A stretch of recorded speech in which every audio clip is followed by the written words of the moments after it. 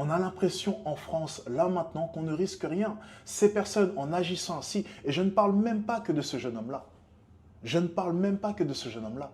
Je parle des hommes qui violent dans la rue. Je parle des hommes qui agressent sexuellement.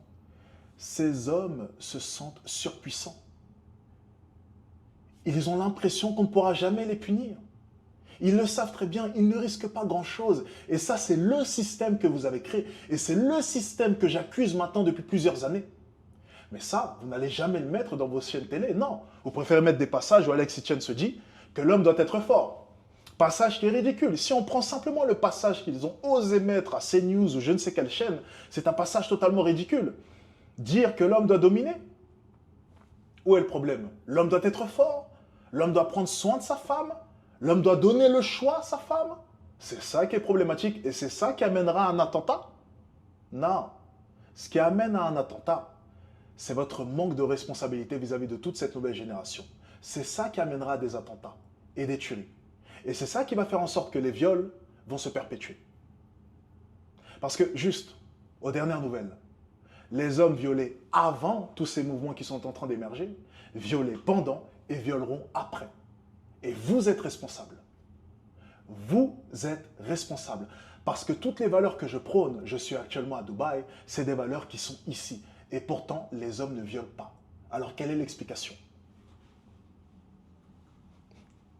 Quelle est l'explication? Toutes les valeurs que je prône, être un homme fort, être un homme qui domine, prendre soin de sa femme, ce sont des valeurs qui sont ici.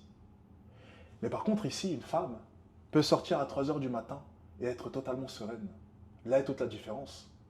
Donc, qui est réellement responsable derrière cette tentative d'attentat?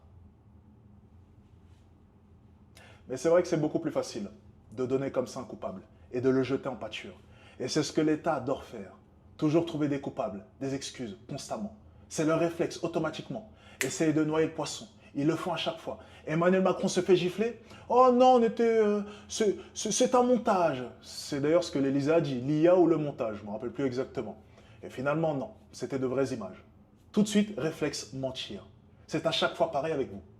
Une députée qui voit une vidéo où l'agence, justement, qu'elle accusait sur Twitter en balançant l'adresse d'ailleurs, et donc a mis en danger toute cette agence-là, lorsque cette agence se fait brûler, ou du moins une agence partenaire donc de la même marque est brûlée, elle accuse l'IA.